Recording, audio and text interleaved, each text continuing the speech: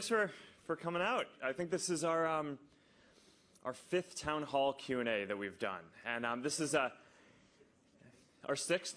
Did I get that wrong? All right, thank you for correcting me. That is the spirit with which we do these town hall Q&As. Is I often get things wrong.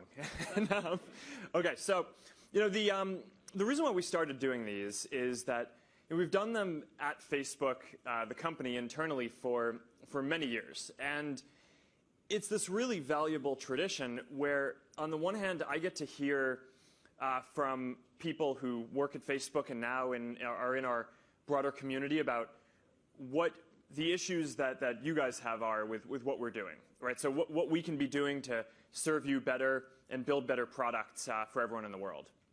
And then at the same time, it's a good opportunity for me to try to explain some of the things that we're doing, and have a way to do that directly for everyone in our community, so that way I don't have to go through journalists or other folks who might have their own agenda when they're writing about us.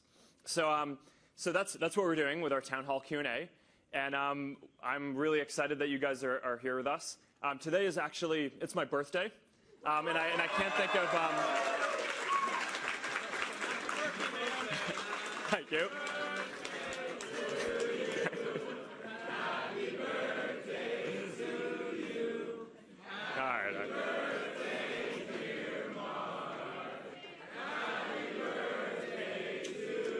All right. Thank you. Thank you. I don't have a cake. Maybe we have a cake for you guys later after this. But I can't think of anything more fun to be doing on my birthday than spending time with people in our community, talking to you guys and hearing about what your questions are. So let's get to it. So Charles is going to moderate. Exactly. By the way, there are cupcakes out front. So if you guys have cake envy, there's enough for everybody. All right, thanks, Mark. So before we kick off and raise hands, I'm going to give everyone a little bit of information of how all this works. So we've gotten thousands of questions from around the world on Facebook. I'm going to read some of those. Some people sent in videos. Some people have even flown in to ask their questions in person. In addition to that, I'm going to turn to you guys here in the room. We're going to take your questions as well, and I'll give you a signal when we're ready for that. But where I want to start is with the most popular question from Mark's post. So let's dive right in with that. So Mark, this question comes from Israel, but is about Ukraine. Not to get confusing. So it actually had 45,000 likes on your profile. So it's from Gregory, and he says, Mark, I see many reports of unfair Facebook account blocking, probably as a result of massive fake abuse reports. These often involve the Facebook accounts of many top pro-Ukrainian bloggers and posts about the current Russian-Ukrainian conflict. My question is, can you or your team please do something to resolve this problem?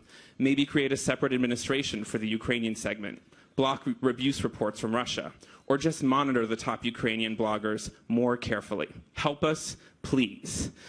And as a follow-up to this, and we'll show this on the screen, the Ukrainian president, Petro Poroshenko, actually sent in a question as well. And he asks, Mark, will you establish a Facebook office in Ukraine? All right.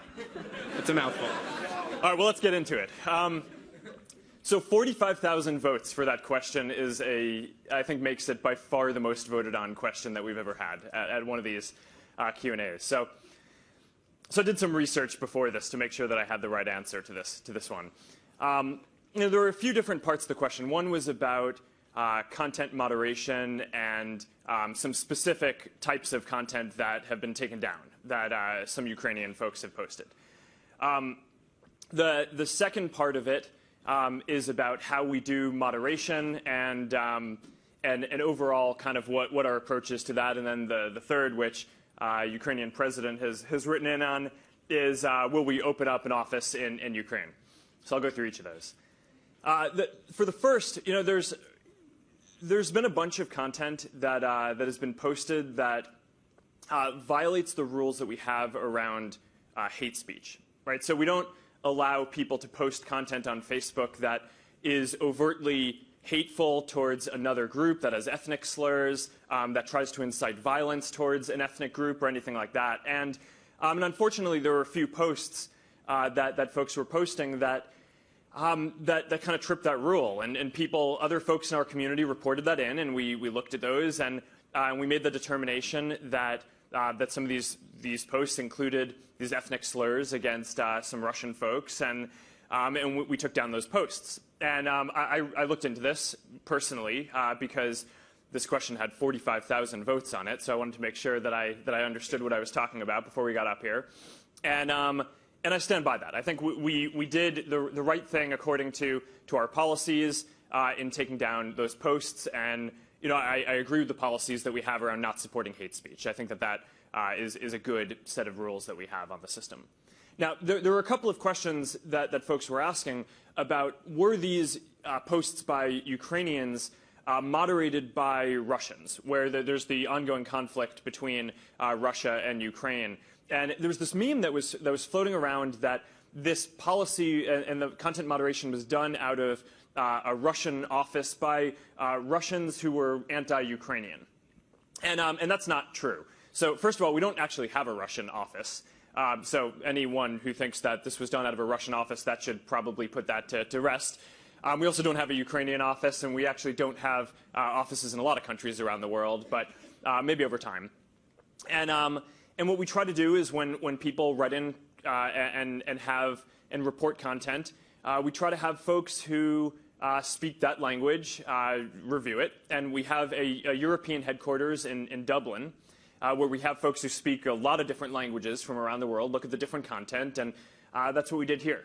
Now, we did make one mistake, which was when we reached out to some of the folks to tell them about the content that we'd taken down.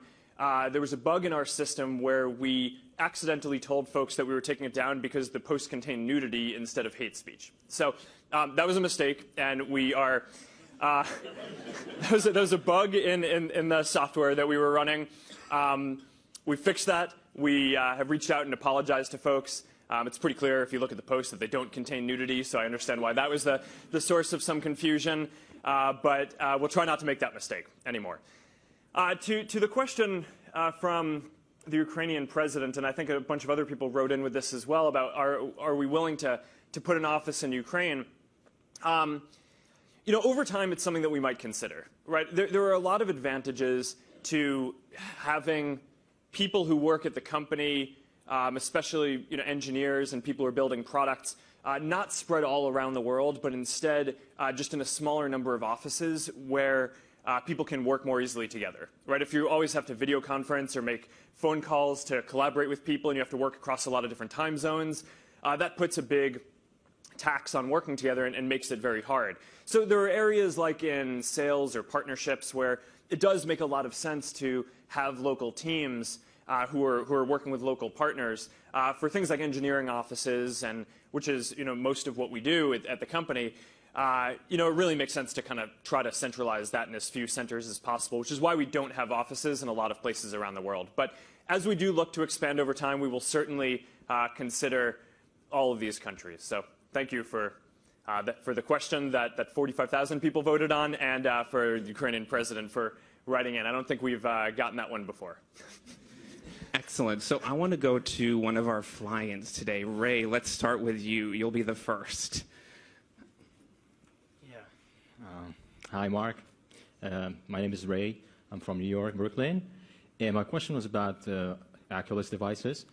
And I really wanted to know, what's the Oculus devices used for in the future by Facebook, and what we can expect from a Facebook using the Oculus devices. Is there some kind of particular way that we could use in the future Oculus devices?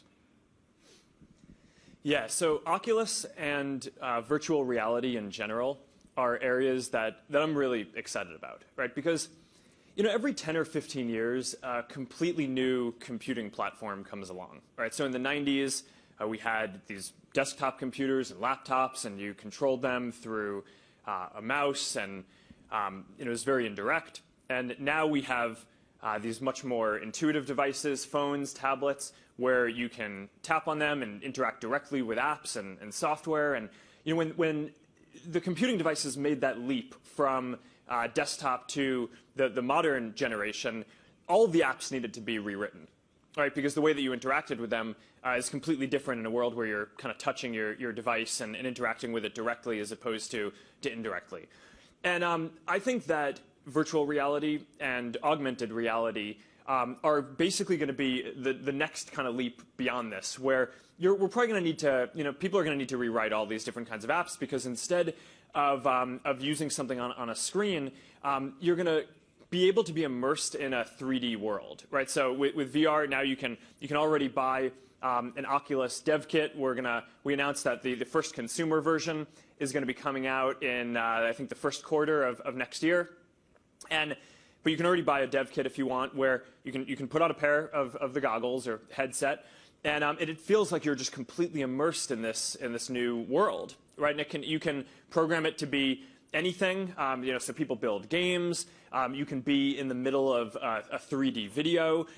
So in the future, you'll be able to be courtside at a basketball game, or anything like that you want to be. It really feels like you're there, and it's pretty amazing. What I think is going to be really cool is as the form factor keeps on getting smaller and smaller, and it stops being big goggles or a headset, but instead it just starts looking like normal glasses, right, or sunglasses, where you can use it without being tied to a computer or plugged into a computer in your living room. You can move around with it and use it anywhere. I also think augmented reality, so virtual reality is where your whole vision is kind of taken up by some computer-generated scene. Augmented reality is where you kind of see the world, but you can also put new objects in it, right? So, today if I want to show my friends a photo, maybe I'll pull out my phone and show them the photo on my phone. In the future, you'll just be able to kind of snap your fingers and instantiate a photo album or a big photo, make it whatever size you want, and people will be able to see it through their glasses. And I think that's pretty amazing. And it's going to take 5, 7, 10, I don't know, maybe 12 years to build that out and have that be something that really works, and that is cheap enough for everyone around the world to use. And these big shifts in computing only happen once every 10 or 15 years. But that's what we're trying to do with Oculus. Is we bought this company that is clearly the leader in virtual reality technology. Realized that there's going to have to be a ton of work ahead. They wanted to join us because Facebook is a company that can really afford to invest in this and believes in what we're going to need to do in order to achieve that full vision. And I just hope that over 5, 7, 10 years we get there and we can deliver this. But starting in 2016, you're going to be able to buy a consumer Oculus device and play a lot of games and access a lot of immersive video content, and it's going to be really cool. So I'm really looking forward to that. Mark, I want to get to one of our video questions. Don't worry, guys. We'll get a question from the room really soon. This one comes from Alicia in Lancaster, Pennsylvania. So let's turn to the monitors and tee that up. Hey, everybody. My name's Alicia Kefauver. I'm from Lancaster, Pennsylvania. My question for Mark is, why does Facebook only really advertise for donations on an international and global scale? I have the question here, so I'll read it for you, Mark. So she says, why does Facebook only advertise for global disasters and not American ones? Yeah. So as you guys know, there was just this really bad pair of earthquakes in Nepal, right? Both over 7.0. And one of the things that we do when there are these natural disasters around the world is we have a series of tools. One is Safety Check, which we can basically turn on for people who are in an area around a natural disaster, and people can mark themselves as safe, right? Or if you talk to a friend who is in that area, then you can mark them as safe. And what will then happen is all of their friends and family will get notified that they're safe. And I mean, it's, for any of you guys who have ever had a family member or a friend who is in a region where there's an earthquake or a typhoon or something like that, all you want to know is that they're safe, right? I mean, if you, when you love someone, you just want to make sure that they're okay. So, out of the earthquakes in Nepal, being able to get notifications that people were safe, I think was a big deal. And 7 million people were marked as safe within, I think, a day, and 150 million of their friends and family were notified. So that's kind of one thing that we were doing. Another is, in the event of these natural disasters, we try to help our community come together to raise money for the relief efforts. And in this case, the Facebook community came together and donated, I think it was almost $16 million in total. The last number that I saw was, I think it was 15.7 million. And then on top of that, Facebook donated an additional 2 million to the relief efforts. So, I feel like that's kind of the least that we can do, right? I mean, the relief effort is going to be a really long, ongoing thing that's going to take hundreds of millions of dollars to rebuild the cities and homes and all the stuff that were destroyed. And obviously, it can't bring back the thousands or 10,000 people who were hurt or killed in this. But it's something that I feel like our community can do, and I'm glad that we do that. In the U.S., we've been fortunate in that we haven't had a crazy earthquake or natural disaster like this recently. There are certainly other issues that we have that we've tried to build tools to empower people on.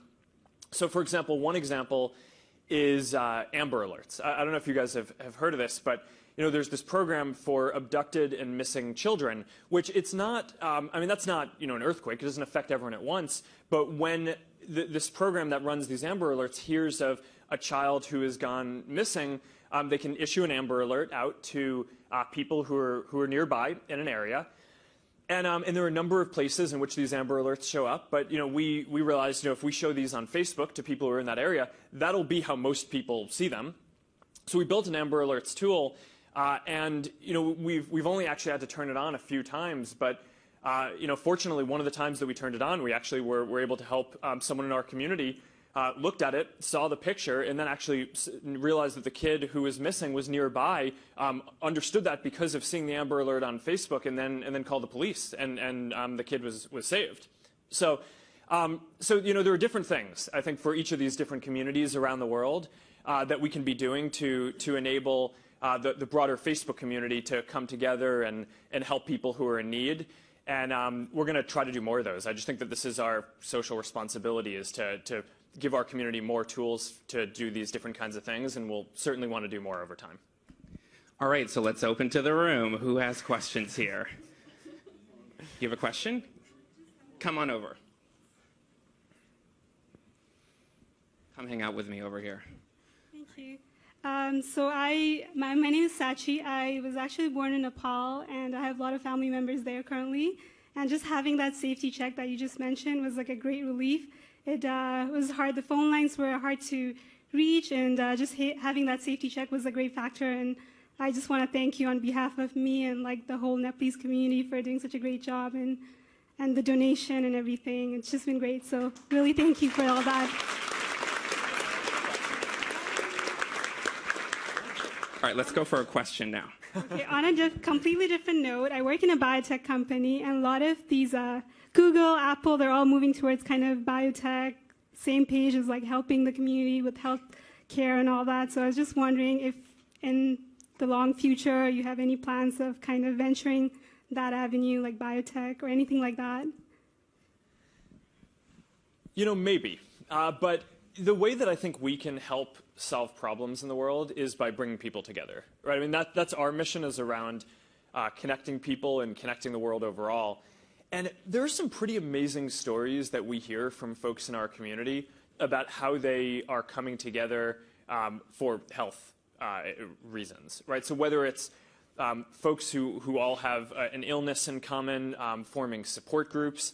I've heard stories of folks who all had a kind of cancer that there was no treatment for. And one challenge for companies that are trying to design drugs to cure diseases is you need to find a group of people who has the disease, who's willing to be in a trial, to run the test. And often it costs so much money, and it's so hard to find people who are willing to do a trial for a drug, that often drug companies will sometimes prioritize which drugs they develop based on what they think that they will be able to trial.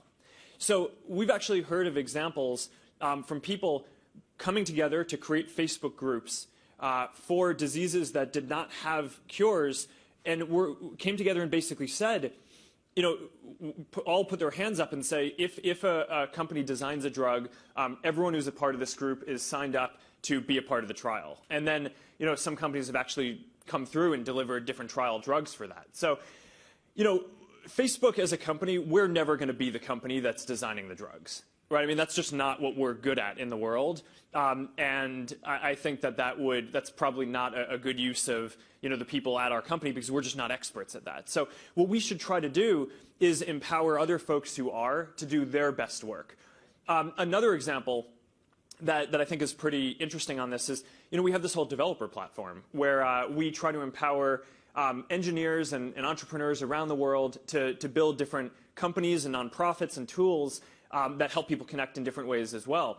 And there are a couple of tools that have been built, especially in other countries, that try to bring people together around like blood donations and things like that. And these are all problems of connecting people, right? And if we can help match people who have compatible blood types, who need transfusions, or match people who need to get an organ donation or something like that, then those are big health problems that we can help solve just by fulfilling this mission of connecting people. And those are the types of things that we're going to look at trying to do more and more over time. Let's go for another video here and cue it up that comes in from India.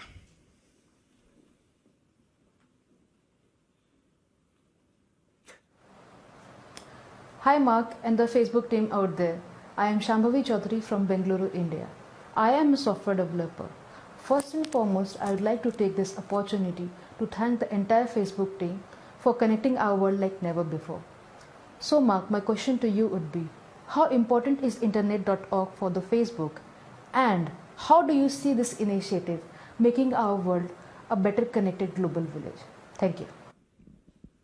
Yeah, and that's a good question. So for those of you guys who haven't heard of internet.org and what we're doing here, we have this whole effort where we're trying to help everyone in the world get on the internet.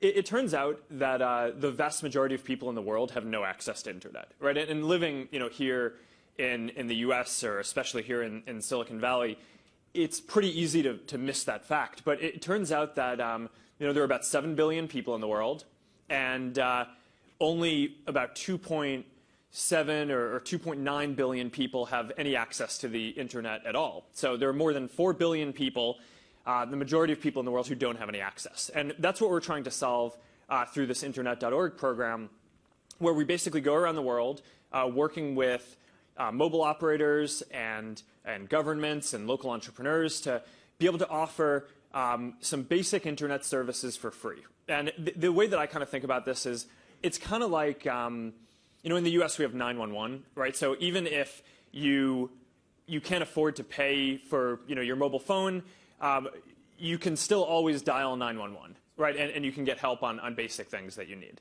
And I just think that there should be a version of this for the internet where people can access some basic education information, health information, job listings, some basic things that you need. And the idea is that by getting access to this content, we actually find that more people who use these basic services then go and decide to go pay for a data plan and get full access to the internet. So out of those 4 billion people, it actually, a lot of them can afford to pay for the internet, but maybe they grew up and they didn't have a computer, they haven't used the internet, and they're not sure why they would want the internet yet. But by trying it out and using some of these basic services, a lot of folks then end up using it. So what we found in research that other firms and companies have done is that for every 10 people that gain access to the internet, one person is lifted out of poverty. So in countries like India, right, I mean, India has 1.25 billion people, and actually more than 1 billion of them are not on the internet. So if we could snap our fingers and connect all of them, then there would actually be 100 million fewer people in India in poverty. So I actually think that this is one of the bigger things that we need to go around and do in the world. And it kind of makes sense, right, if you think about it. If, people need a lot of things to live good lives, but access to education information, health information, job opportunities, all that kind of stuff are a lot of the things that people need to be able to go get jobs and join the modern economy. So in a country like India, where a lot of people are not connected to the internet, giving people those tools really is pretty empowering. And it's not the only thing that needs to happen, but I think it's one of the big things that we're working on doing. So that's a big effort for Facebook. It's one of the things that I'm really passionate about. Our mission is to help connect everyone in the world. Obviously, we cannot do that if the majority of people are not even on the internet. When we were getting started as a small company, when I was getting started in my dorm room, you don't kind of dream about one day we're not just going to build a service that a lot of people use, but we're also going to try to get people on the internet. But now we're a bigger company, and a lot of people use Facebook, and we have the resources to go try to take on some of these bigger problems. So I feel like we have a responsibility to do that. And I actually am spending a lot of my time doing this, flying around, meeting with different governments, and trying to get folks on board to support this program. And we're making good progress. This week, we launched in our 10th country, Malawi. And as of this week, there are now 1 billion people who are in countries that Internet.org supports, who can go into a store, get a phone, and get some free basic internet access. And it's not 1 billion people using it yet. We still have a lot of work to do in terms of getting the word out that this is available. But there are, I think the latest number was 9 million people who are using the internet for the first time who were never using it before because of the efforts that Internet.org is doing. So I'm excited about this and I'm excited to keep doing it. I just want to add on to that. We just added on to Bangladesh on Monday. Yeah. So we are working on that team. We want to thank you on behalf of 160 million people. You are making a difference. Thank you. Yeah, we launched in Bangladesh earlier this week, too. So I want to cut to someone who has actually flown in to ask a question, Mark. So Josh, it's your moment. Hi, Mark. Josh Dooley, Fort Worth, Texas. My question was, has Facebook considered something like a newsreel to broadcast current events that are more lined up with like Facebook strategy, goals, and values? So not just current events that I can get from any media outlet, but all of your acquisitions or just what initiatives Facebook is involved in, things, a way to share that. So I appreciate the question because the implication is that you're interested in Facebook news, which I don't know if most people who use Facebook do. So I appreciate that. And probably the best thing for your question is we have pages, right? I'm just like a lot of businesses around the world. We have a Facebook page. We have pages for different kinds of work that we do. So we have a page for Oculus, a page for Internet.org, and you can subscribe to those pages and get updates on all the different things that we're doing from that. Now, our principle in designing our product is that we try to not have an editorial voice overall, right? So we don't want to put in people's news feeds content about Facebook unless they've specifically asked for that content, right? Our mission is to basically help connect people, help people stay in touch with the people they love, their friends, the interests that they care about. But all of that stuff are things that people sign up for, right? You become friends with the people that you want to hear from. You like the pages that you want to get content from. So I think it's something like 60 million people, or it might actually be 160 million. I forget the exact number. Have liked the Facebook page and I think are getting content from it. But for those who are not interested in hearing news about Facebook, then we're not going to kind of push that into your news feed. This is a good opportunity, though, to talk about some new stuff that we actually are doing with news that I'm pretty excited about. This week, we just announced this new product called Instant Articles. And the basic idea of this is that, I don't know how many of you guys read news and click and tap on links that you see in Facebook. But from my perspective, it's actually one of the more annoying things that I really don't like about the Facebook app right now is you're browsing through and you're scrolling and you come across a story that you want to read and you tap on it and it takes 10 seconds to load. And so one of the things that we're starting to do is work with news sources directly so that way they can just send the news into our servers, and that way when you tap on that article it just loads immediately. And from my perspective, faster is always better when you're designing products. No one in our community has ever told us I want to wait longer to get access to content. And a lot of people complain and tell us that one of the best things that we can do is just make stuff faster and faster and faster. And we have a lot of people who are working on that. So that's one of the things that I'm most excited about is hopefully over the next year or so, we'll work with a lot more partners to get more content to load quickly and make the news experience within Facebook better, regardless of what kind of content you're interested in. All right, let's go back to the room. Who has questions? Let's do this quadrant now, sir. Stand up. I'll hold this for you. Hi, my name's Kurt. How are you? Happy birthday. I had a question. I'm a Zynga gamer. I play Mafia Wars constantly. I'm addicted. And what's happening right now is posting in private groups and so forth is they're being blocked. People are being blocked constantly, and there's a constant thing where they're coming in and then they complain about it and then they get blocked a little bit longer. And my question is, what is Facebook in the future, their way of handling this type of situation, and their, the social media gaming for Facebook in the future? How is that going to be handled? So what are people being blocked for? It's considered spamming. And they're spamming to private and closed groups. Well, if you join a closed group, you're accepted into it. There's an administration that can handle it. If you're spamming that, you would be kicked out. But what's happening is people are just leaving like Mafia Wars constantly. I've lost 7 people in my clan alone, Mafia War gods, in 3 weeks. And we only are allowed 100 people. Pretty soon we're going to be empty. So, all right, so this is a good question. All right, so games are very interesting on Facebook in that the experience for games has been pretty polarizing, right? There's a set of people, it's a large set of people, I think it's 100 million or more, who are really into games, right? Who a big part of their Facebook experience is playing games and posting about the games that they're playing and sharing stuff from their games to be able to trade items and level up and get the stuff that they need. For a whole lot of other people on Facebook, we get very negative feedback because a lot of people tell us, I never want to see anything about games. Everything that I see about games is spam, and I don't care if you've gotten to the next level on your farm, right? I mean, that's not for me. If people want to do that, then that's cool, but that's not me. So this has been this interesting balance that we've had to figure out for games, because most other content types don't have this, right? I mean, I don't think anyone in our community has ever said, I don't like photos. Like, if you could just show me everything except the photos, that would be cool. That's not something that we've heard. But with games, it is. So we've tried to build these systems that basically can try to figure out who is into games, who isn't. So that way we show people who are into games more content, and people who aren't less of that, and just try to get better at not showing stuff that people are going to think is spam while still enabling people to do what they want. It's a constant struggle and constant improvement. It's not the type of thing where you solve that problem and that you're done. We'll be working on that forever.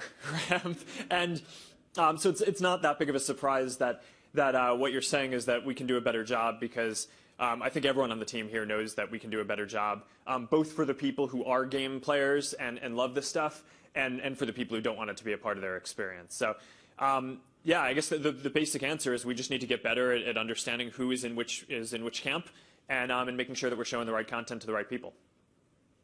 So I have a timely question from the thread that I just want to read, and it comes from Mireille. Location unknown, but it sounds French to me.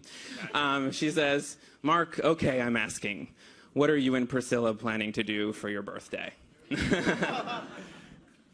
Nothing.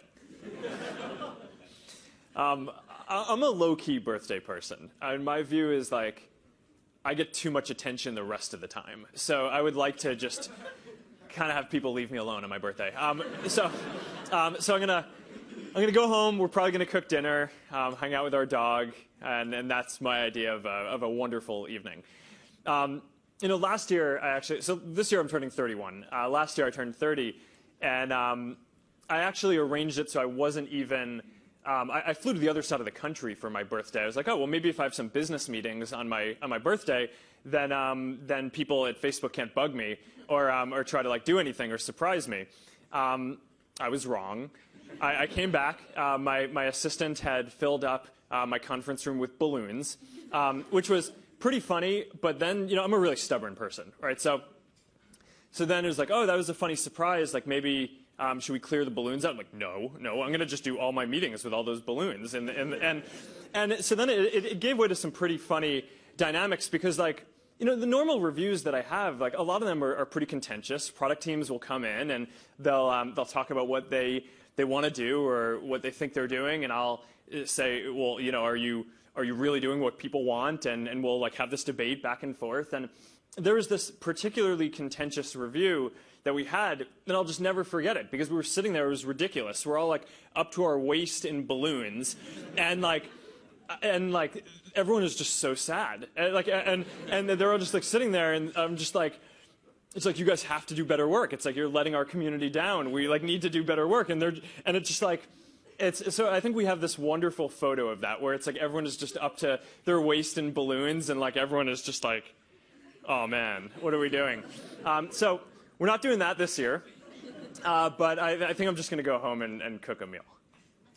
Excellent. So next I want to go to Troy, who's flown in here for his question.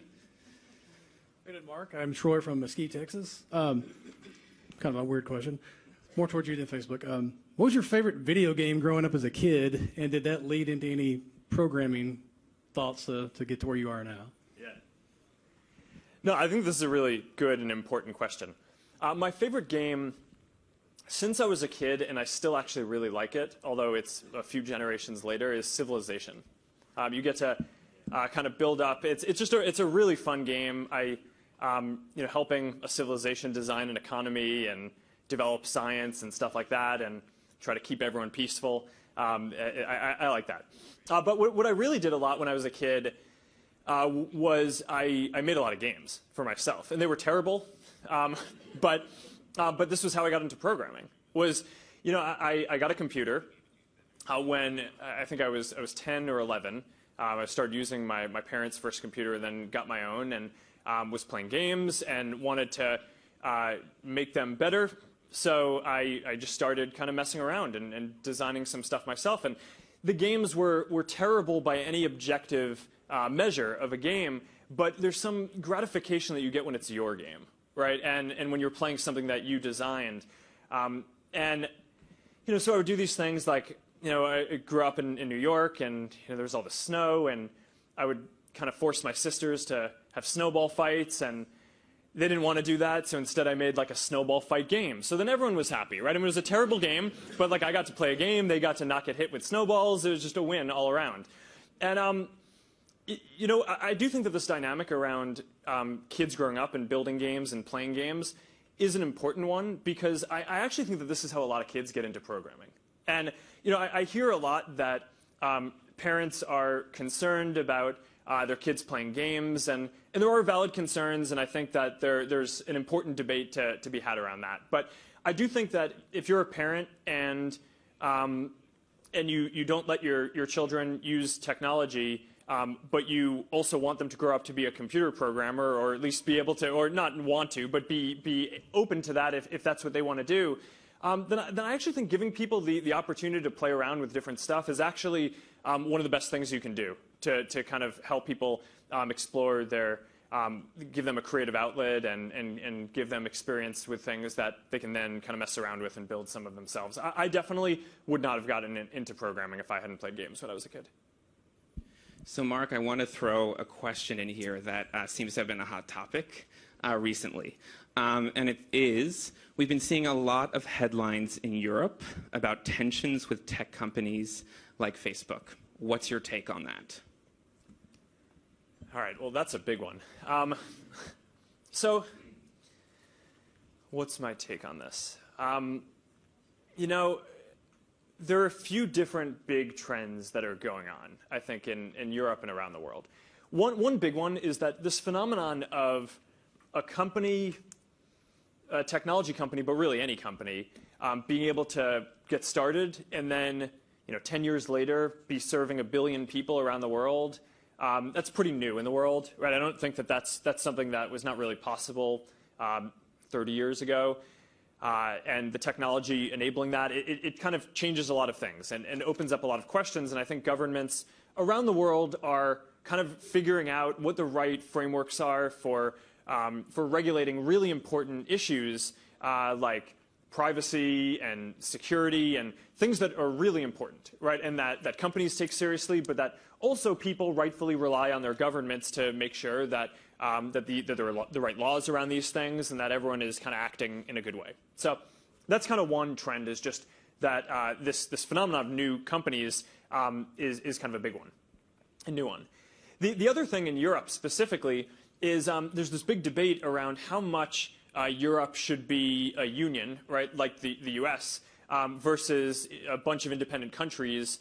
And I think that that's just a long-term ongoing debate. I mean, there's the EU and there's the Euro, but each country also has a strong national identity.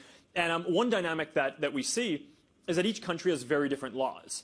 And that makes it very difficult to know what you're supposed to do as a company trying to offer services, right? Because you're trying to conform to, in some cases, it's 20 different versions of different kind of laws. So there's this big push in Europe recently to create what I guess the term that they're using is a single digital market, right, for the internet. So basically to have one broad set of internet regulations across the EU.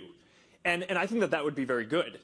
Because if you do that, you will make it so that it's easier for companies to offer services, easier for them to comply with the laws because they actually know what the laws are in all these different places, and there aren't 20 or 30 different sets of rules to follow. And the framework on this is pretty simple. Companies need to have a European headquarters. Facebook does. We have our international and European headquarters is in Dublin. I mentioned that earlier. And we have a big center there. It's a great city. That has a lot of different talented folks and a diverse set of people who can come and do great work. And so we have our international and European headquarters are in Dublin. And we basically work with the regulators there to comply with the European laws. And I think one of the big questions is Europe going to settle on having a single digital market around Europe, or are they going to try to get to a place where each country has a lot of different laws? And I think a single market would just make a lot more sense and would lead to better services for people in Europe and just more ability for companies like us to know what we're supposed to do. All right, let's go to the room. All right, let's get this quadrant over here. We haven't been over here. How about you? Hi, Mark. My name is Lan, and I'm a high school student at John F. Kennedy High School in Fremont, California. So my two biggest role models in tech are Sheryl Sandberg and Marissa Mayer. And my question to you is, how do you plan? How do you plan on addressing the gender gap in tech? Yeah, I mean, these are really important questions. So it's diversity in tech is a really big issue overall. And it's not just women, it's also racial, right? And so there's a lot of work needs to be done. I can tell you what we're doing in the near term and then longer term, right? So in the near term, there's this issue, which is just that there are not enough folks who are graduating with degrees in engineering and computer science and the things that we need to be kind of the proportion that we would like, right? I mean, ideally, we'd reach a state where half of people in the country are women, and there's some percentage of people are different minorities, and we'd like to have that match what we have internally, right? I mean, it would be great if we could have half our engineers be women, and kind of the same proportional base for different minorities. I think that would be valuable. Not just because it's the right thing to do, but because we would build better services, right? I mean, there's a lot of studies that show that diverse teams just perform better, right? I mean, you have diversity of ideas, people, you have more perspectives. I mean, how can we as a company based out here hope to serve more than 1 billion people around the world if we don't have a good amount of diversity in our company that are building these services and interacting with people? So this is a big thing that we're really focused on. In the short term, when the supply is too short, right, there are not enough female engineers or black engineers or Latino engineers to get to the goal that we have. So what we do is we just try harder to go find and recruit the folks who are out there, right? So we actually have specific teams that do diversity recruiting, and it might take one recruiter at Facebook might be able to recruit, I'm just going to make a number up, but say 10 people a year. But because recruiting for diversity is harder, we'll say, okay, we'll have this pool of folks who are just focused on diversity, and even if you just recruit 5 of these harder to find folks for the year, then that's awesome because we need these people. And so the bar is the same, right? So we don't we have kind of the same talent bar for everyone, but what we know is that we want to go out and find more candidates, a disproportionate amount of candidates who are women and minorities. That way we can have folks who come into the company and grow the percentage of our diversity. Longer term, though, we're not going to solve this problem unless we start earlier in people's lives and get more folks to go into studying computer science in some of these fields, right? Which I think is why some of these questions, like the question about gaming, are important, right? Because we as a society need to get to a point where everyone has the same opportunity and the same ability to be playing with technology and experimenting with different things, because that's how you eventually get into engineering, and you learn and you mess around with things and you design some things, and most of the engineers who I know who are the best engineers are self-taught, right? I mean, it's not because they took some class, it's because they were just interested and they got into it. So I think we need to work on ways as a society to get more exposure out to people, so that way the next set of high schoolers who are coming through the system, by the time that you graduate from college, we don't have the same underrepresentation of diversity in the graduate pool. So there's a short-term and a long-term thing. We got to do both. It's really important. It's not just the right thing for society, but when we do this and when we get to a better state, we will build better services for the world. So next I have a fashion question, actually, that's come in from the thread. This can't be good. It's going to be great. It's going to be great. It's good to think about, on your birthday. So it's from Nia, who writes in from Switzerland. She says, Mark, what are you going to do when you get tired of wearing T-shirts and hoodies in the coming years? I mean, it seems a bit odd for an 80-year-old to wear a hoodie.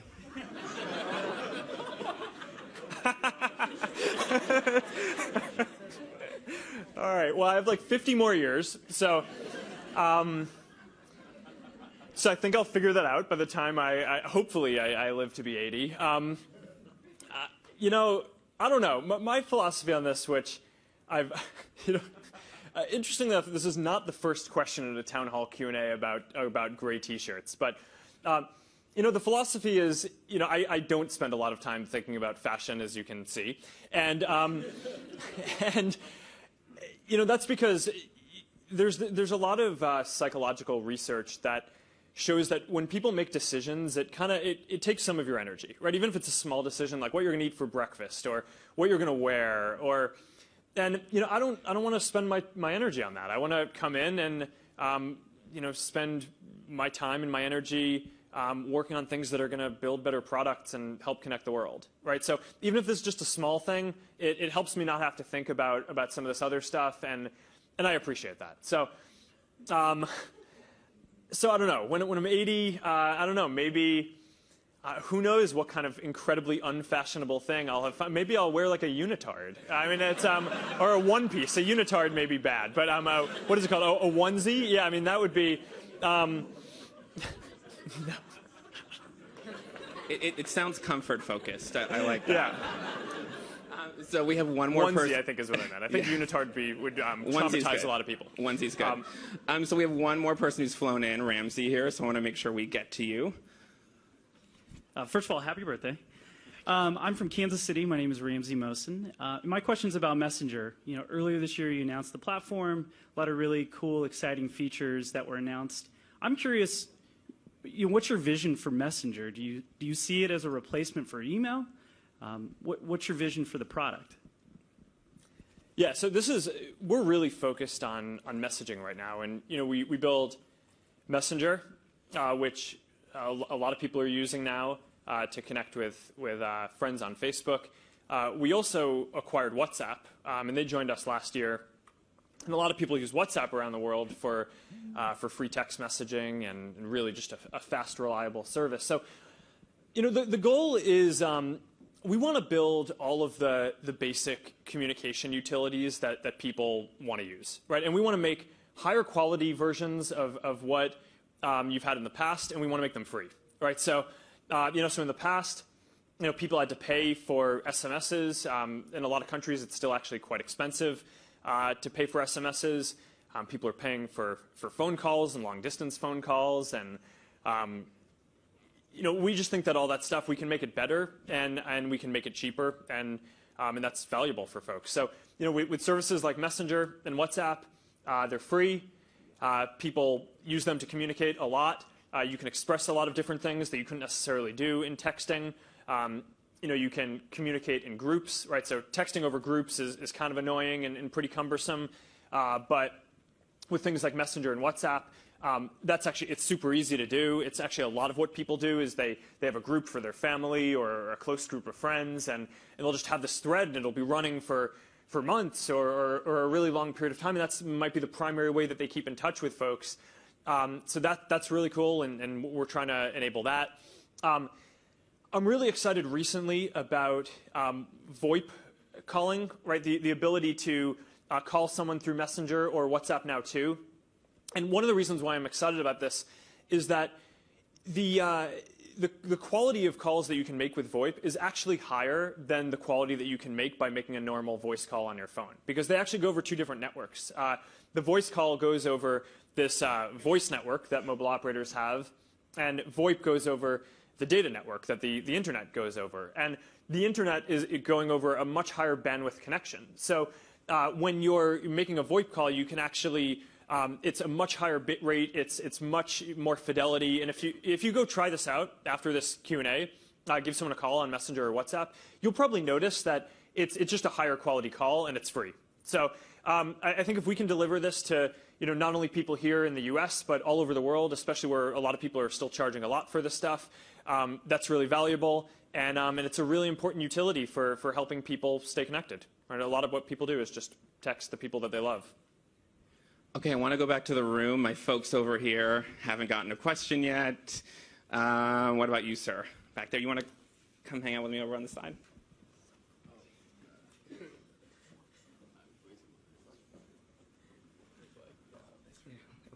Hi, Mark. My name is Pravanjan. And I wanted to talk about some of the social services that you're talking about adding into Facebook. As you know that now it's more than 1 billion people on Facebook, and most of them are youngsters. So the religion is going to be a religion now, a new religion, according to me. And for some countries like India, developing countries like India, where there are educated people but they don't have enough guidance, can you make something new in Facebook like task of the week or video of the week, where you get someone to talk about some coming issues in the future like deforestation or pollution or such kind of social issues that are going to come they're very near to us. So, and for kids who are growing up, they're spending their time on Facebooking, on chats or messaging, but there can be other things like, some of the videos that you can make it like, the project of the week, where children they're interested to build some projects, and then you can actually nominate a leader among them and, make this feature grow like an intellectual property in them. Yeah. Yeah, so this is a good question. Wherever possible, our philosophy is to try to not insert ourselves, but instead just let people share what matters to them, right? So a lot of these things, we build tools like trending topics where, if a lot of people are talking about something, we'll surface that more.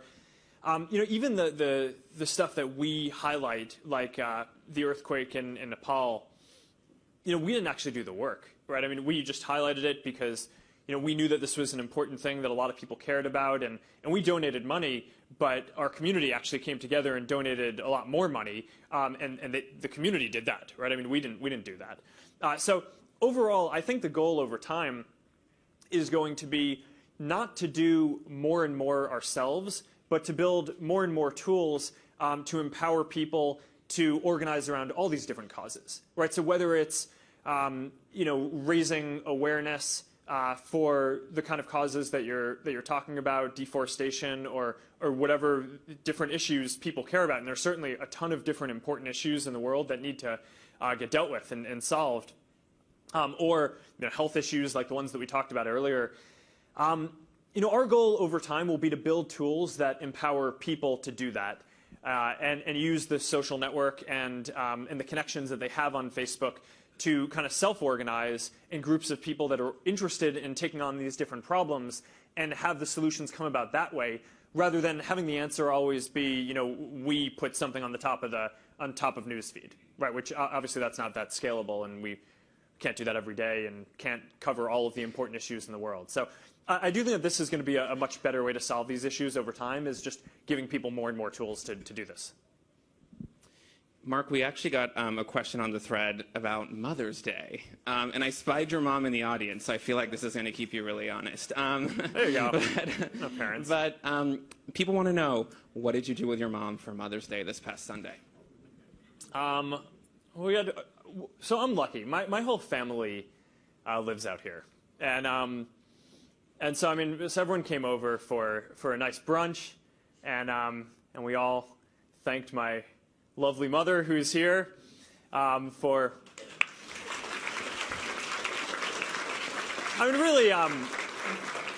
growing up, you guys really did a lot to give us opportunities, and you sacrificed a lot and did a lot of hard work, and I really appreciate that I was able to come home after school every day and see you guys, and I don't know. That's definitely shaped me and in my life a lot. So yeah, I feel fortunate to have my parents around here and be able to see them frequently, and have my parents be able to come by our town hall Q&As, and which I actually didn't even know you guys were going to come, but that's awesome. You guys are welcome to come to any of my town hall Q&As. And even if you weren't welcome, I don't even think I'd be able to say that, because you're my parents. So yeah. But I thought it was nice. We had a nice brunch.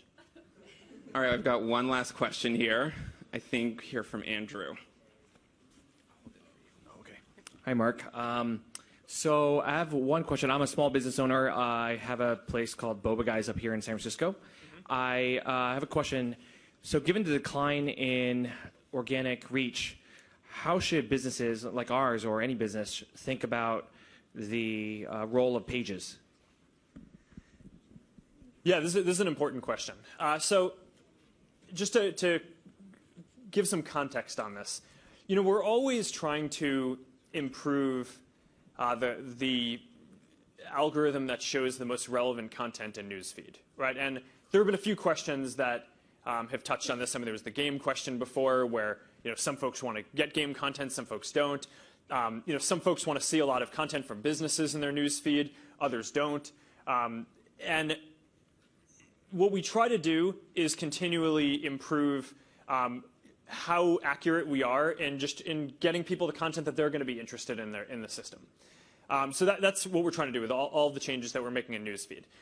For some of this, for people who are less interested in getting commercial content or content from businesses, we're showing less of that content, and that is leading to some businesses getting less organic reach, basically, when they post from their pages than they used to. They might have used to reach half of their fans in a day, and now I'm just making up numbers, but because this is going to vary by business to business, but now maybe instead you're reaching half of that. So the question is, how should you think about that? And there are a couple of things as a business owner that I would suggest that you think about when you're running your Facebook page. The first is that regardless of the changes that we've made, Facebook actually is still the best way to distribute stuff to all of the people that you're trying to reach and all your customers, right? It's probably all your customers, or most of them, are on Facebook. And you probably have more connections on Facebook than any other tool. So I actually think that even if the amount is declined a little bit as we are trying to make people's news feeds better and more personal, Facebook remains a great way to reach people. So that means that from that perspective, you probably don't actually need to adjust your behavior that much. The second thing is that a lot of businesses, I think, focus on the distribution of newsfeed, right? And how much are their posts being seen in newsfeed? And that doesn't take into account a second really important thing, which is that a lot of people actually go visit pages, right? And especially on mobile, where a lot of websites just are not designed well for mobile web yet, right? So they're still designed for big screens, and they don't display well on a browser.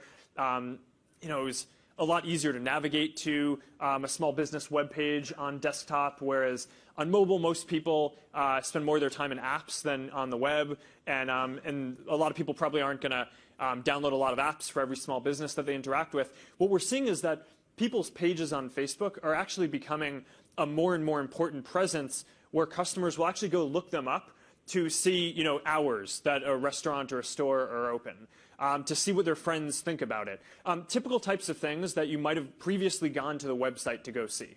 So I guess that's kind of how I would think about Facebook pages running a business. One is that the distribution is still really good, even as we're going to continue tweaking it to give everyone the best news feed experience that we can. And two is focus more on the part where people are actually directly navigating to your page to create the best landing experience that you can for mobile, because in the future I think a lot of people are going to go to business Facebook pages in addition to web. So that's all we have time for. All right. That's the end of it. I'll let you close us out, Mark. Thank you for coming out. These town hall Q&As are... Everybody have a seat. Can you guys stay in your seats for me? One moment. These Q&As are really valuable for me. I love doing them and hearing what you guys are thinking about, and hopefully I gave some useful answers and information. But it's also really useful for me just to hear what you guys are thinking about. And I'm definitely going to go take away the questions that you guys are asking and have voted on. And I'm going to go meet with our teams and try to make sure that we do a better job to serve you better in everything that we're doing. So now to wrap up, I think we're going to take one big group picture. But everyone, stay seated. All right. All right, I got Don't everyone come rush me. Exactly. Okay.